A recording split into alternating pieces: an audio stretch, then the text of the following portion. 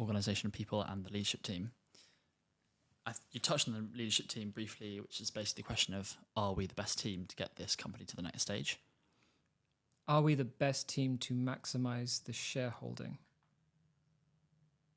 Can you clarify the difference between the next stage and the shareholder value? How would you distinguish the two? There's a big difference between getting to the next stage of a business and maximizing the shareholding. You could argue there's a bit of causality. If I do one, I get the other, but not if you're setting the mandate, right? Because maximizing the shareholding is pretty much linear. You could be stuck at one stage and take 10 years to get there. So that might be the team to do it, but it will actually end up failing. If you aren't meeting once a month to maximize the shareholding, or are unable to do it on a very limited basis of time, I don't know if you're the right team. You don't get the luxury of, we're building the best business, we've got the right people for the stage, if your only objective was 12 times a year we maximize, we increase the shareholding and maximize it relative to whatever that optic is. In our case, we talk about venture capital. It could be something else, but there's a bit of a difference there, because actually you might have the right people in the right stage, but your business can't maximize the shareholding. Sorry, you just broke the power law. Okay. So then thinking about the organization of people, how do you break down that problem? Yeah, so obviously every company has a different setup. It's impossible to say this is the organization for a B2B business, this is the organization for a B2C business, at least in my opinion. Having seen so many people be very successful with crazy shaped solutions, it's actually asking a slightly different question, which is, for the job we're doing right now, what is the smallest number of people at the highest level of performance to get it done? And that becomes much, much, much harder to do as you scale, right? So the way that I look at it is from sort of the very beginning all the way through. So whenever people ask me, how do you know who you're hiring is the right person? I say, put the person's grade relative to the stage. If they're seed stage, you need S grade people. If they're Series A, you need A grade people. If they're Series B, you need B grade people. If they're Series C plus, you need C grade people. And that sounds really weird, but the scope of the problem and the amount of value each individual must create relative to the size of the org actually does stack. If you put lots and lots of S people into a Series C company, they'll all churn out. There's no way they can operate fast enough or create enough impact, right? They are like 50 shiny people out of 500 people, and they are just going to rip the company apart because that's kind of what they were supposed to do over here, right? So that's how I kind of look at it. And it's the smallest number of people. You don't need a large headcount to achieve outsized returns. You need a high-performing team, high-performing organization. High-performing things are normally quite lean, just by design. And so what employee headcount do you start noticing there to be some fat build-up in the team? And how do you stay on top of that? It's a really good question. I mean, when you build your first business, you probably don't have a clue, if I'm honest. There's no way you can answer that question unless someone outside with more experience, like, I sit on advisory boards to do just that. And I'm like, probably half your company needs to go. There's no way you internally would know all of this because you're too busy building your business. So for someone who's early in it, I would say the answer is you need someone to be a critical friend. That's the language I would use. For people who are in it and are constantly tuned to it because they've done it wrong a few times, which is the only way you're really going to figure it out, you fight what's called organizational debt. Organizational debt is the fact that every time your business makes a fundamental change, whether it's an injection of capital, a pivot, a change, you have the last thing you did as debt. You hired people because you were a B2B business. Now you're a B2C business filled with B2B people. That's organizational debt. You'll try and pay the debt down, but the scaling fat will build because you have to keep making so many changes to get to where you need to as an outcome, right?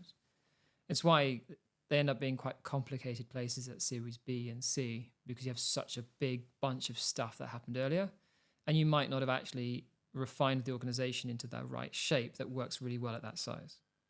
Again, back to the point, you bring in a really great CEO at that stage who's like, no. Rewrite all the roles and responsibilities, restructure this. great, we've tightened up the ship. It took 6 months. Let's go, right? You shouldn't have any organizational debt below Series A.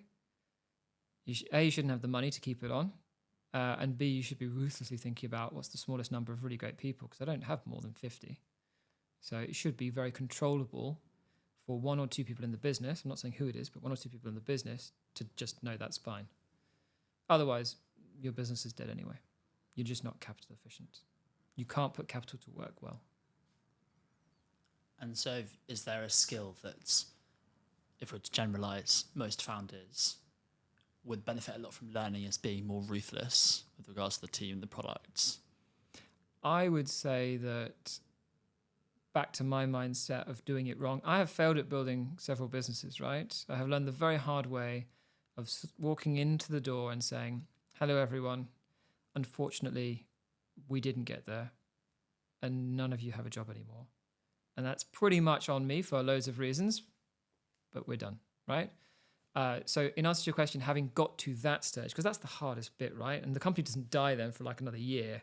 So you sit in a little purgatory by yourself finishing things. I would say that it is the single greatest weakness of people who start businesses, that they aren't ruthless enough. Because you really don't want to get to that. And once you've done that once, you know you don't want to do that again. So you'd much rather just say, I'm sorry, it doesn't work, bye-bye. Like when I advise people to try and figure this out, I say that you will hire the best person you can with the time and resources available for that person to join your business. But you're making a bet. And the day they start, in your head, you need to fire them. That's what a probation period is for. You now have 90 days to rehire them if you were right. It's not 90 days for them, to survive the probation, which is what you're thinking, like, do they pass it? There's no passing. They default failed because you may have made a mistake. Now you need to see what happens. And wonderful people will be in the business. You'll welcome them, you'll care for them, you look after them. Anything that didn't work, if you haven't figured it out in 90 days, you've got a problem. So I think that that's the way you should approach it in any business.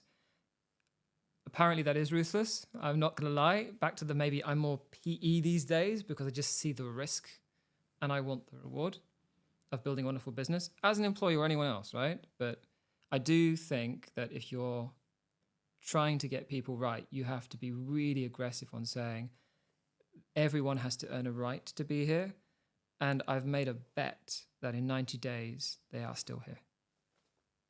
I think there's a place for being very practical and assess the risk.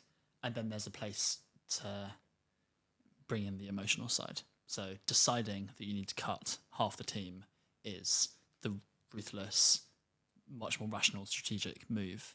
Then how you go about cutting the team, you can be a lot more human-centered. That's how I think about it.